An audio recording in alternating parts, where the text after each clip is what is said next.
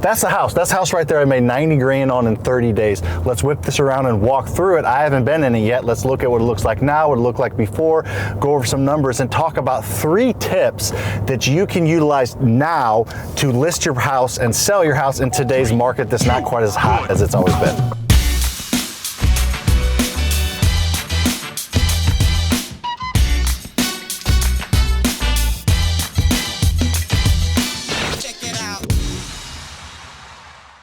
All right, so here we are. As you can see by the before pictures, this thing was ugly on the outside. This hasn't been updated in probably 50 years. What we did out here was we replaced all the siding and did some exterior work. It cost us about $7,000 there. We did a couple concrete slabs in the front and in the back that cost us about $2,000. We did some light landscaping work that cost us about $3,000 with a little trim replacement as well. And overall just made this house pop from the street. You don't want to do anything too crazy. You don't want to make the house like, you know, neon blue or something, but you want to make it kind of trendy, and white and gray seem to be the trend. We went with an evergreen style landscaping. It's kind of nice to have that black mulch, and these stay green all year round. If you're in an area that, you know, gets cold in the winter, the flowers die. So we don't put any flowers on it because we listed this house in the winter. But let's head inside, kind of break the rest of the numbers down.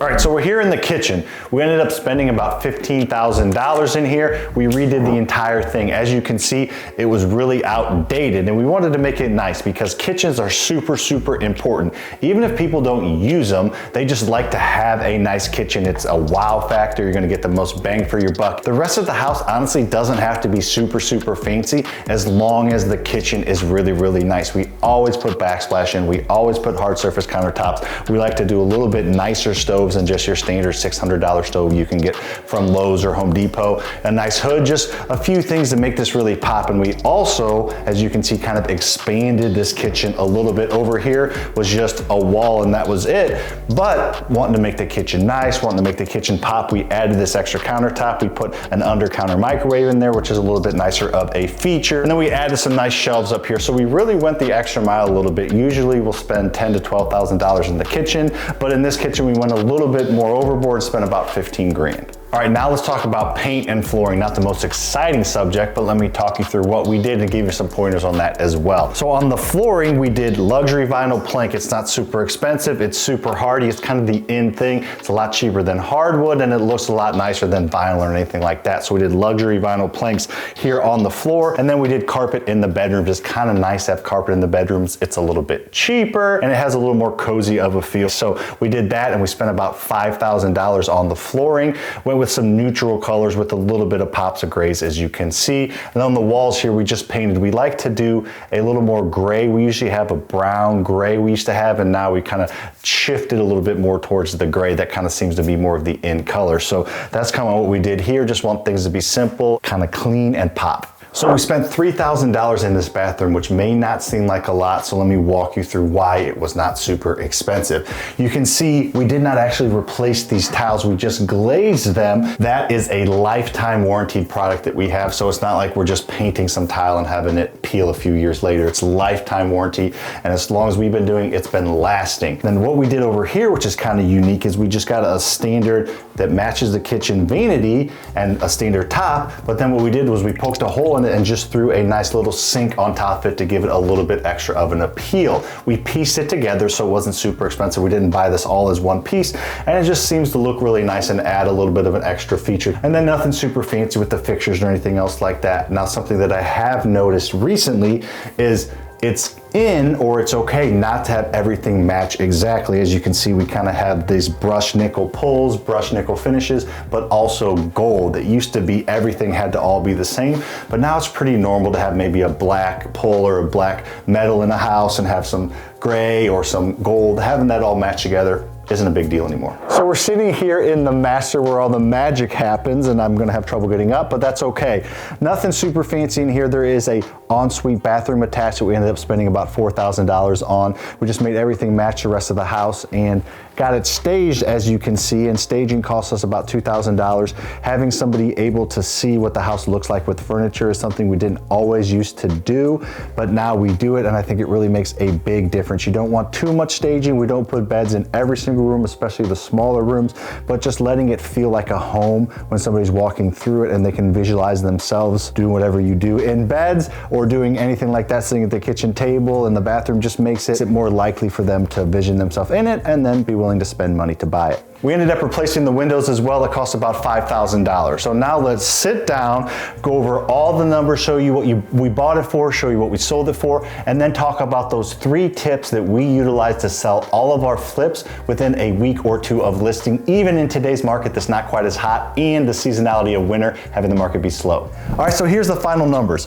We ended up putting $5,000 in flooring, $5,000 in paint, $2,000 in trim and door, $2,000 in hardware, $15,000 in that kitchen, $2,000 on lighting, the roof that we didn't talk about but spent $6,000 replacing the roof, $7,000 in the bathroom, $5,000 in windows, some exterior work, some trim, soffit, fascia, some things out there, spent $7,000 on, a couple of concrete slabs, spent $2,000 on, a little bit of the light landscaping and trees, $3,000, $2,000 on staging as I mentioned, and $7,000 on holding costs, which is paying our lender, utilities, taxes, and all those things that you have when you actually hold a property and borrow money to buy it and fix it up. So all in, we spent almost exactly $70,000 and we were able to do that in 30 days because we have contractors and we have suppliers and things that we have built relationships with over the years. So we bought this property about 45 days ago for $100,000 exactly. We ended up putting about $70,000 in it in 30 days and then we listed it and within 2 days sold it for asking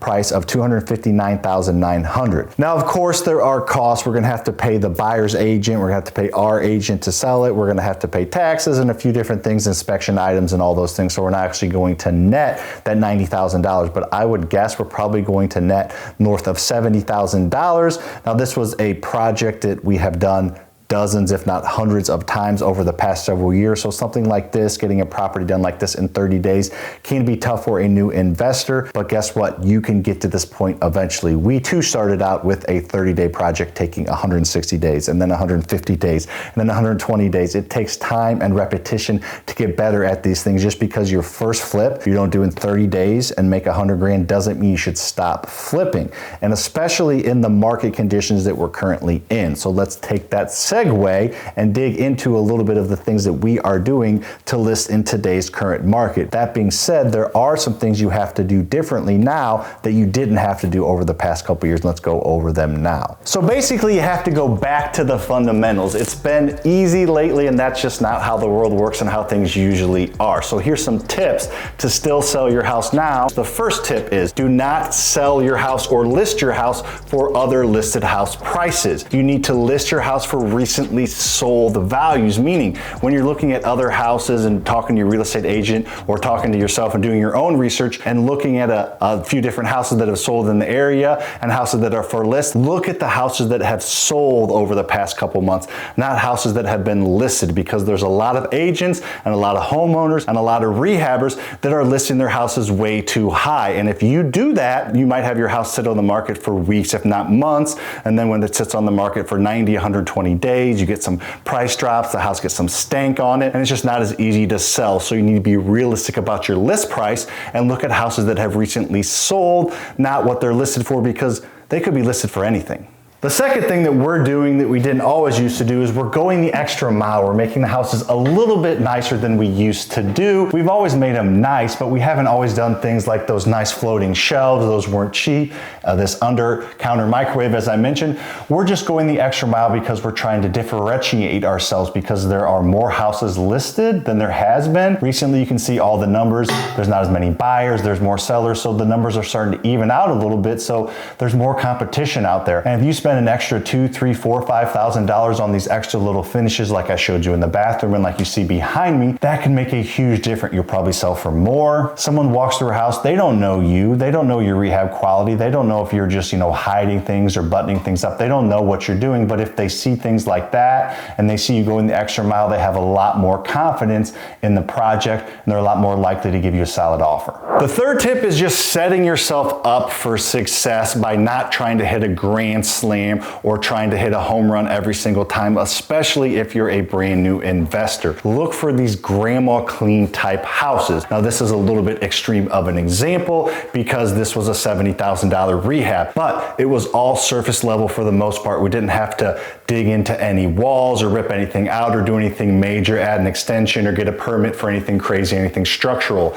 Just find houses that have surface level type rehabs. If you find a great deal that needs 120 grand, that needs a wall ripped out and all this crazy stuff, just wholesale that one and move on, especially in today's market, to somebody else that maybe is a little bit more experienced. Don't throw the deal away, but maybe don't rehab it. I would suggest you sticking to those 20, 30, 40, maybe $50,000 rehabs that are all surface level. You'll get in a lot less trouble. The materials are easier to come by and you'll have a lot less holding costs because you'll get in and out a lot faster. I know what you might be thinking. Besides this fly flannel I'm wearing, you might be thinking, I don't have $170,000 to rehab like you did, Sam, so this video does not do me any good. Well, guess what? I didn't use any of my own money to flip this property. I use other people's money for everything I do. Should I have $42 million worth of real estate that I'm bought without using any of my own money? And every single flip we do, we use either private money or hard money lenders. And if you don't know how to find those, I had this video over here where I walk through how to find and how to talk to hard money lenders and private money lenders. So check that out. And if you want even more help, check out the description below where I talk about my mentorship where we walk you through all this stuff as well. See you on the next one.